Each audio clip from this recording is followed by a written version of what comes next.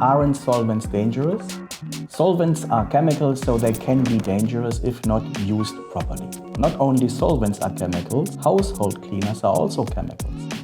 Please have a look at the typical label of a household cleaner. You can see on the labels that there are warnings and special icons that indicates that this is a hazardous substance. In comparison to that, you can see there's a typical label of a modified alcohol. Which one do you think is more dangerous?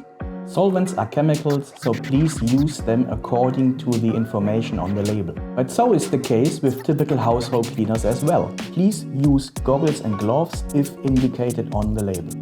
Typical household cleaners also have their own classification that you should pay attention to. The question is not, are solvents per se dangerous?